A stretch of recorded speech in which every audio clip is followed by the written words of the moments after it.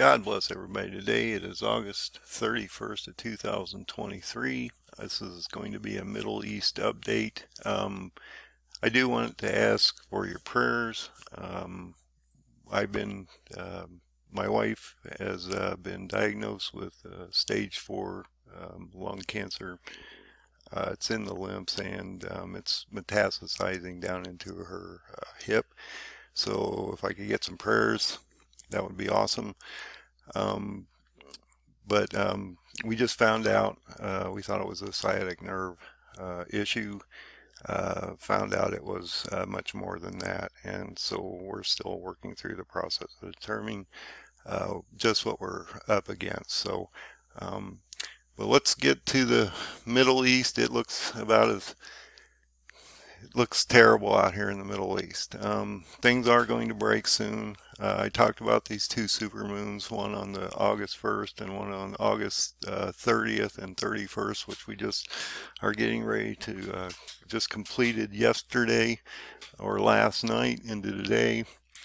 I believe this is a significant thing. It's sort of a, it doesn't happen very often. We have two supermoons literally in the same month. Right now we have a blue supermoon that just occurred yesterday or last night. So I think God tries to show us that there are signs and things in the seasons of where we might be, and now that we are in the nation of the generation of Israel that's become a nation. I believe that's very significant. If you go to Revelation 12 and you see those stars above the woman's head before she's hidden, that's talking about the 12 tribes of Israel that have come together back in the land of Israel as a nation. And that remnant, that third of the Jews that will be removed once that attack by Gog happens, which I believe will happen soon, within potentially a month or two. We'll see how that occurs, and I'm going to go through why I believe that will happen so quickly in this video. We have these super moons, and we just had a Shemitah cycle, all kinds of different things happening out here that we should be watching. But like I say, we had this first supermoon on August 1st, and we just had this second one last night, which was called a blue moon. And it's sort of interesting that it might be a blue moon because we might be walking into some blue times, down times, and so maybe we should look into what's going on out here in the world. And I wanted to go over some stories in the Middle East that I think are pertinent to today. So now Israel is extremely active right now. There's been a number of attacks on Israel or the Palestinian areas, and so both sides are fighting back and forth. These are breaking out into more and more violent events, and so we need to watch this happens, and we should understand that if we are in the seals, that this is going to happen, because it tells us in Joel 1 that the Jews will be under major duress of destruction of their economy, their fortunes. They'll be stricken with disease, plagues, and other things before they've been hit by the sword through Gog in Joel 2.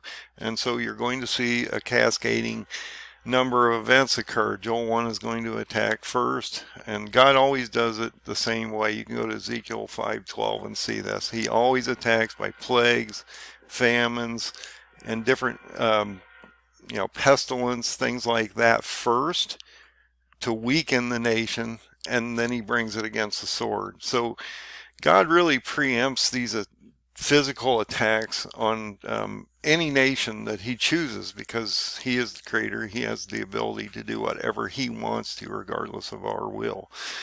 So we're watching this Palestinian, like I say, West Bank, Lebanon is going to be a major factor here. And as Turkey gets ready to invade, as we've been talking about so many times, Turkey's ready to invade against the Kurds, which will actually be a war that goes against Iran. And they'll also attack Israel in the sense that they want this Temple Mount. And so I believe this is starting to give us a better picture of what's going to happen and how that's going to happen as we move forward. And no one has a crystal ball. We have no idea exactly how this is going to play out. We're looking at prophecy and we're trying to show you how it reflects what's happening today. And that's why they call it eschatology. So if you hear about eschatology, this is what that is. It's current events reflecting biblical events that are supposed to be prophecy for the future. And so when you go into these stories, and I'm going to go into a lot, there's a lot happening on the ground. There's people being attacked on both sides of the borders and some of these compounds and some of these refugee camps, different things like that. There's been explosions in certain areas. This is starting to heat up tremendously, and so we are going to watch this start to break down quickly as we move forward. And the articles and things I'm posting are basically saying that this could break out at any moment. And we just had this event with the 2 supermoons. You had the 9th of Av last month on the 26th, I believe, and so all these things are starting to come away. He's telling us something's coming. We just don't want to always look at what he's telling us, and we don't want to recognize that we might actually be in that moment in time. Now, one of the things I've talked about are the Kurds, because if you go through Daniel, especially through 8 through 12, you're going to notice that Darius or Darius the Mede is mentioned many, many times, and so we need to understand who the Medes are. If you go to the Medes, back in history, they're the Kurds. And we've been watching, and I talked about this for some time now, how Erdogan has been genociding these Kurds. He actually invaded on October 9th of 2019. He's been constantly affecting the Kurds. He's been ramping up his bombings along the borders. They're doing drone attacks. Now there's a split between Assad, where he's aligning with Russia and Iran, and this is causing Turkey all kinds of problems, from fuel transportation through their pipelines that run through that whole area, and I'll show you some of this in this video. And it's also affecting the Black Sea through Ukraine, and grain movements and other movements of fuels and things through those areas that really matter to get a lot of these landlocked grains, because these, like Ukraine's landlocked unless you go to the Black Sea and then you move it through the Mediterranean Sea. Okay, so you've got to watch these movements, and there's 7 or 8 different straits that you have to watch, that basically, if these are shut off or disrupted, then shipments have to move either through land to sea-based ports and then around continents, or they have to go just around continents if they don't, if they're not landlocked. So it's extremely important you understand these things, and if they shut these down, then costs, inflation, all these things matter, because their shipping costs and things go up. So in this story, Syria's U.S.-backed Kurdish troops and militia removed their military commander and bid to end deadly clashes, because they're having all kinds of... Nobody's talking about the Kurds, okay? Just realize it. Nobody's talking about Daniel 8. It's all Ezekiel 38, 39, because they don't see the connection, okay? You can go out and Google all day Daniel 8, and you're going to find stuff from really old days, and you'll be lucky to find any of my stuff, because it's not being... nobody sees it, because they don't want my stuff to go out to people. So if you could share and that would be awesome. I don't normally ask that, but if you feel there's content here, please send it to your friends. Let them know what's happening so that they can be warned, and then they can warn others. And I don't sell anything here. That's not what this is about. It's just getting people information. So we've had about 32 people killed, with 3 civilians injured or killed in this instance, throughout a number of attacks and clashes on the ground. Just realize that when you talk about the SDF, which are the Syrian Defense Forces, different things like that, which are Kurdish-led units and different things like that, they are actually fighting on the ground right now. There's a war literally happening on the ground. It just hasn't been called a war, and it's not broken out because Turkey hasn't invaded yet. yet, but it's getting ready to come. So just realize there's all these deadly clashes happening. Lot going on here. This is going to continue to amplify and ramp up as we move forward. Now, something huge just happened because Saudi now is aligning with Israel, and Iran is basically threatening Saudi and Israel that if they have this alignment, that this means war with them, and this is going to cause all kinds of other frictions. Egypt's also going to be included in these problems as we move forward, but realize that this could be a major, you know, movement forward in escalation, because if the Saudis align with Israel and then they reduce that oil production, you're watching fuels go up rapidly. Today especially, I saw them jump. So we're moving towards that $90 barrel again on Brent. Inflation starting to kick. Our prices of fuel in our pumps here are about $4 a gallon, $3.99 to $4.09 depending on where you're at. So this is adding to inflation. This is going to start to, and I'm going to do a video on financials and markets here soon, but you're going to see a third and fourth quarter negative print, which is then a technical recession again. And so we're moving into a massive slowdown, massive layoffs, hyperinflation, and other things that are going to happen here soon.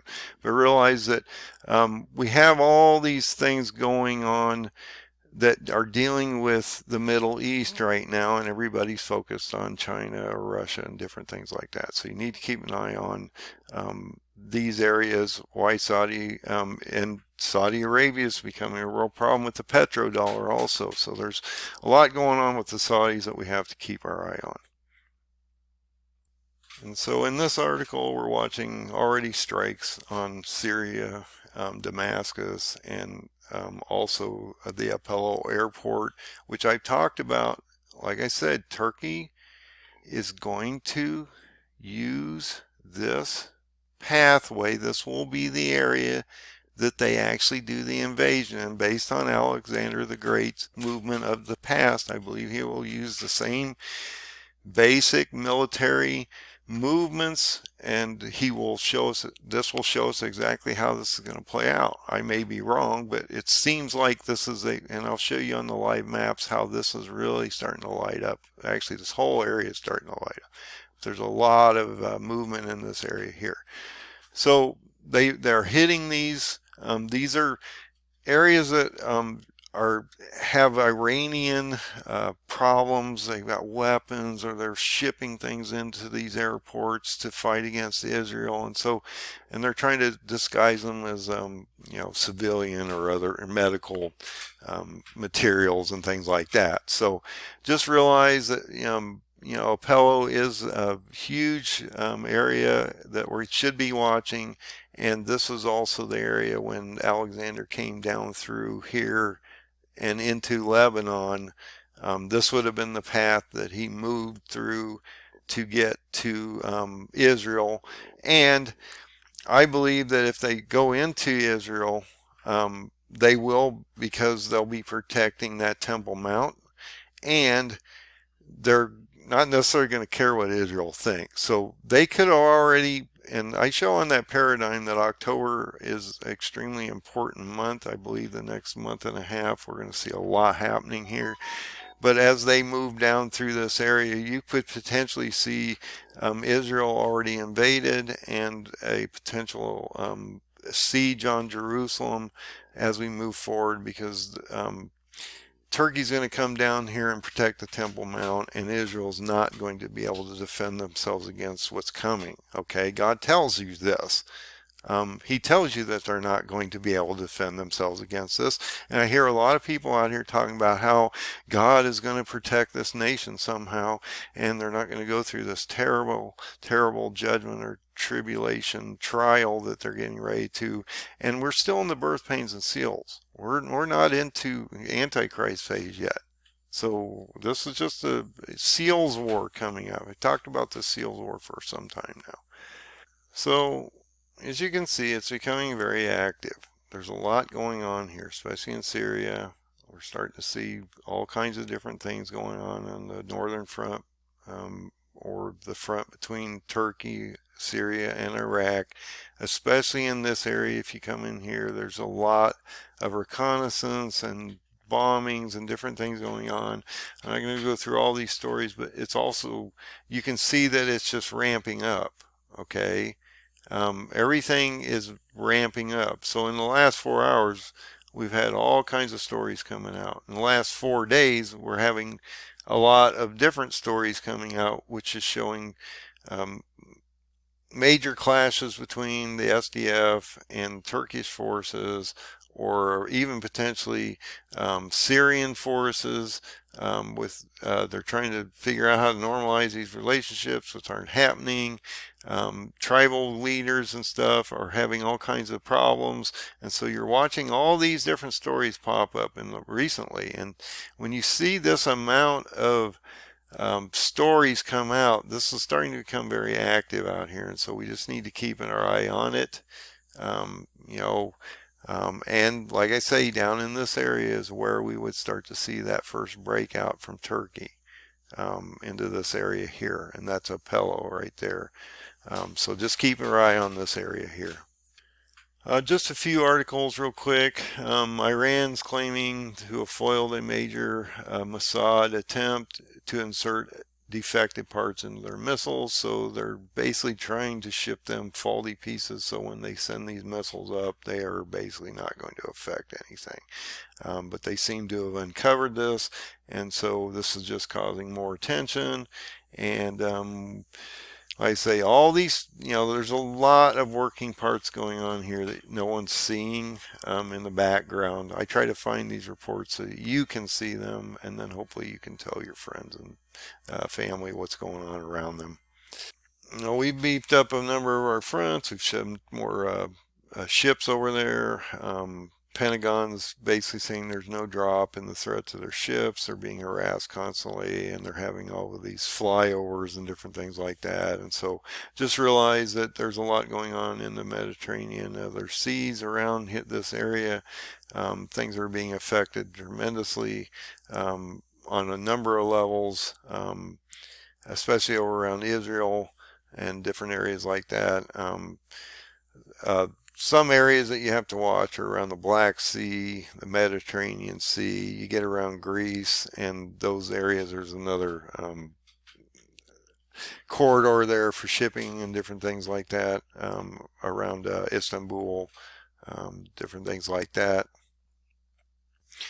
We're starting to see escalation of protests in both, allies and groups around Russia and Assad, or President of Assad of Syria. And so, people know that this area is going to get ready to break down. They're going to start to see major collapses of systems here, and a lot more refugees and things like that are moving to not only Europe, but to Iran, and they're trying to get out of this area. And so you're going to start to see people are going to be distressed, and these economies are already distressed already. Okay, so, and here, this goes to show you, this has been an escalation for some time now. And the UN Human Rights Office estimates over 306,000 civilians. This is civilian casualties have been killed between 2011 and 2021. And it's just ramping up more and more now into 23. And so we need to keep our eye on this and pray for these people, because they're innocents, most of them. Maybe not all of them believe in God, but a lot of them just want to exist and have a family and a life, just like we do. And so we need to keep our eye on these areas and pray for these people. Now, I've talked about these oil pipeline systems that run between Russia to the UAE through Turkey, because there's not a lot of pathways here. And Germany and a number of these countries, Merkel especially, over 16 years, put a lot of these policies in place, and you'll never see these come out. People talk about this. You'll never see Merkel come out and say how she really screwed up and got Germany infused into Russian oil, and this has caused them all kinds of problems. Now they've this is one of the problems we had in the last year or two with the Ukrainian issue up there was the fuels and things. Well, Merkel gave them this problem, but you'll never see her come out and talk about this. These countries are losing tremendously in revenues because of all these disruptions, and disruptions are causing the fuels to move up. So you're going to watch these fuels move up towards $100 a barrel again, as I've been talking. You're going to maybe see triple digit oils again, which are then going to drive your pump prices up. Iraq loses 5.5 billion due to the halt in oil export through Turkey. Okay, and I'm going to show you this pipeline here in a minute just so you can see this. And look at that. You're talking about the Kurdish regional governments and stuff that control a lot. Look, the regional governments and stuff in Assad and Syria and some of these are literally controlled by Kurdish regional areas like Erbil, which is a regional capital. Okay, they have a major part to play here, and they're going to be a major contributor to the problems as we move forward. And here, they've halted over 450,000 barrels a day through this pipeline. And this is a problem because when they can't get their money, then their economies start to collapse, and they're already fragile under the expanding and dollar that's gained strength, and it's forcing all these other currencies in the ground. So just keep your eye on this also. So this is one of the pipeline systems that we should be watching, and realize that Ukraine here has to go through the Black Sea, through Istanbul, and move their stuff through the Mediterranean Sea due to their landlocked, okay? But Germany and some of these countries built these systems through Turkey, through these areas, so that they could transport, and now they're cutting these things off and they're controlling them. Remember, Russia shut off the pipelines and stuff going to Ukraine before the battle, or just right after the battle, so they could control the tempo of all that fuels moving in, and hyperinflated energy services and stuff to the Middle East, or not to the Middle East, to Europe over here. Well, in this same case, we're starting to see this being shut down. This is causing other inflationary problems. Not only that, but it's also affecting these other countries that are literally supplying it. And we have all this problem with Azerbaijan and Armenia up here, where Turkey's been genociding the Armenians for some time, and he's been supporting Azerbaijan in that process. So not only is Turkey genociding the Armenians, he's also genociding the Kurds down here. And so it's amazing that Turkey can run a two-front war against two different groups, but nobody ever talks about it, and they're part of the UN, and everything's just fine. Look, there's a lot goes on out here that most people don't understand or see, and there's wars constantly happening. But as we move into this next one, this one could be biblical as we move forward. So we need to keep our eye on this and see how this unveils.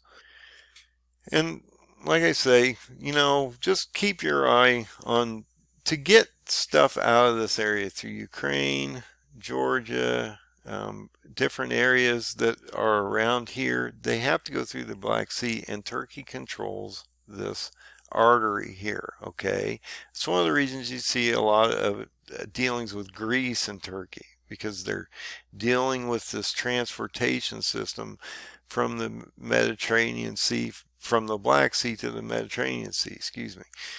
And then watch Turkey, not only is he fighting a front here, he's fighting a front here, and he's getting ready to fight a front here, okay, and actually here.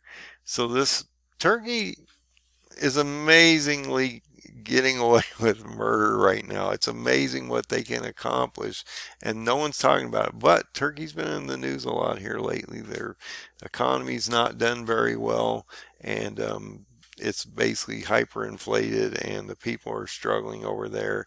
And a lot of these Kurds are in his country too. A lot of these areas up in here are Kurdish. But as these Kurds start to slide towards the east and down towards Baghdad, you're going to watch a lot of refugees moving over the Iranian border, because a lot of attacks are coming into these lower sections through here. So they're forcing them down into this area to pool down into this area. And that's what the prophecy of Daniel 8 indicates that they would do. And I talked about this I'm going to butcher this guy's name. This Ben Gurion, which is the Israeli's national security advisor, or he runs he's a minister. He's causing all these problems for Israel. On January 3rd, he was the one that went to the Temple Mount, caused more problems. On the 24th, he went back to the Temple Mount, caused more problems in January. That escalated all this stuff moving up. Every time this guy comes out, it seems like we have all these problems happen. So now here he is again, indicating, and he made some really interesting statements the other day. You have to wonder when people say things that they should consider what they're saying, especially public figures like this, because people are definitely paying attention. He indicated that the Israelis' freedoms were more important than really the Palestinians' lives, and he's really radical here. And so this guy, in his what they call racist rhetoric, is causing damaging ties between the Palestinians and the Israelis, and all these things that are going on over there, and it tends to be linked to the Temple Mount. So just keep your eye on this guy. I believe that he is one of the reason that this does escalate at times. Every time he comes out, he's extremely controversial, and he does extremely radical movements that then the country has to try to figure out how to repair over time. So you should also be watching Hamas and Hezbollah. I'm not going to get into too much of that right now. I'm trying to hit certain fronts so you can see what's going on out here. There's so many to cover. These videos would all be an hour or longer. I don't like doing that to you. But if you go out to eschatology, end of day survival, endofdaysurvival.com, you can actually look at all my PDF files. This fourth one is the paradigm that I'm going to show you, and show you why I believe we are where we are in time. And I may be wrong. I've been telling people I'm not confirmation. When Turkey breaks out and we start to see an attack on Israel and them being surrounded and a potential fall of Iran, then I'll have my confirmation here. But until then, I'm still waiting for that. But let's look at that paradigm. So if you click on this, you're going to get to this paradigm that I've been talking about and this time chart. Now in these charts, I presented these for a number of times, that we would see these very specific days matter and how they would be linked to the fall feast before the strong generation of Israel, which would end in May 14th of 2028. And that if you worked back through these fall feasts to today based on Daniel's dates that he gives us, that you would end up in an area of today. I say we're in a Daniel 8 moving into an Ezekiel 38-39 effect. If you bring this up, you will notice on my time chart that I believe this spring was going to start to see those fortunes starting to fail around Israel, and we're starting to see everything collapse over there right now as we move into the fall. That we would potentially see a literal invasion or a sieging of Israel on October 10th. Now, I added this date because there's supposedly this hour of power where he sends 10 nations against Israel. I don't know how fast that's going to happen. I took it 15 days after this because an hour of God's time an hour of God's time would be 15 days on earth. So that's why you have a gap of the 10th to the 25th, but it could happen shortly after this. I don't know how fast this will happen. I'm just going based on the information he gives us and these verses that he gives us and how I built the paradigm. So I've added this because I know that they attacked for an hour of power, and we're going to see 10 nations literally attack Israel in the near future. But they're going to be surrounded first, And we could potentially see a sieging of Jerusalem potentially within the next month. And I've talked about this for some time now. These are not new charts. That we, in this time frame, would see something happen. And this would then lead us into what I call an antichrist phase, because this would be a seals war that would break down into a selection of 144,000 on the seventh seal, lead you into a trumpet phase. 4 of the original first 4 trumpets destroy a third of the planet, which are I believe are the communist areas, and then you would have a rising of a antichrist as the bottomless pit opens on the 5th trumpet. Antichrist and the false prophet rise, and we walk into that spring equinox. As we move into 24, you could potentially see an antichrist rise here and a treaty signed here. Okay, so just realize that's what the paradigm's all about. This paradigm is based off of 3 modern day leaders based on modern day times that they're in place, and how it reflects 3 kings of the past and how they were in the same time frames and conditions that we are today, and how they reflect each other. And that probably wasn't a very good way to explain it. So 3 kings of the past reflect 3 kings of today. The times that the kings in the past were in position are the exact same time frames and positions that we see these 3 leaders of today, which are Isaac Herzog, Reuben Rivlin, and Erdogan of Turkey. These 3 leaders, now Reuben Rivlin's a past leader, but realize he was the president and the leader of Israel prior to Isaac Herzog coming into play in 21. And so these 2 leaders are going to be extremely affected soon, and Erdogan is going to be the catalyst that brings this upon them, and I consider him the white horseman. So if you follow any of my teachings, you'll realize that I'm not into the white horseman first seal of Revelation being either a history lesson, Jesus, or Antichrist, because it makes no sense. Okay, if Antichrist comes up here on the 6th trumpet, then he can't be the first seal. Okay, it just makes sense. And if the Lord comes back on the 7th trumpet over here, then he can't be the first seal either. Okay, and it's not a history lesson, because when John goes to heaven, he tells you immediately it's a modern day, or it's a future event coming up. So in Revelation 4:1, when John is removed to heaven and sees those visions and stuff in heaven, it tells you right there, this is a future vision that you're seeing, and this would happen at the end of time. And so you need to keep your eye on these things and how that's happening. Now, another reason I believe that we're in that last moment prior to this really breaking out is that we are in this fall feast coming up. Now, a lot of people believe this is going to be a rapture event. I've told everybody here that this is not a rapture event this year.